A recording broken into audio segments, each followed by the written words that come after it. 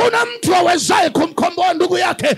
Shetani akikamata maisha yako rafiki, hayuko awezaye kukusaidia, hayuko awezaye kukuponya.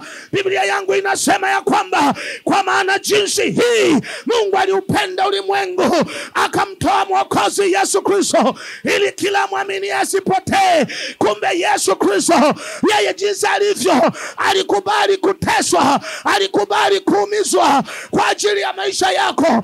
Ukiona tunatembea hapa ni kwa sababu ya mwanaume mmoja aliyekubali kuteswa, aliyekubali kuumizwa, anaitwa mwokozi Yesu Kristo.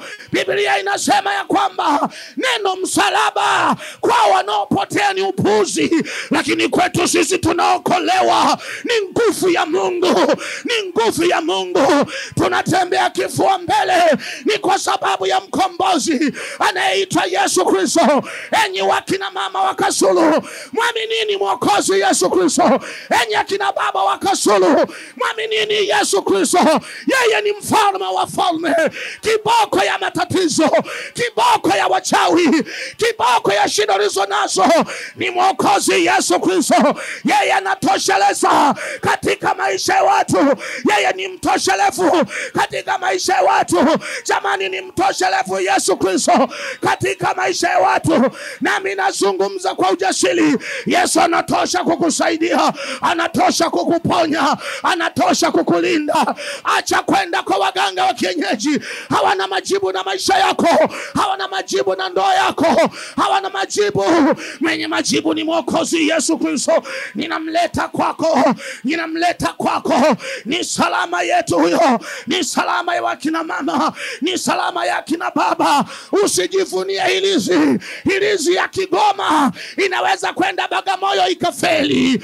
Hilizi ya Bagamoyo inaweza kwenda Kasulu ikafeli. Hilizi ya Kasulu inaweza kwenda Tanga ikafeli. Hilizi ya Tanga inaweza kwenda Sumbawanga ikafeli. Lakini jina la mwanaume Yesu Kristo halijawahi kushindwa. Wachawi wa Kasulu wanalijua, wachawi wa Tanga wanalijua, wachawi wa Sumbawanga wanalijua.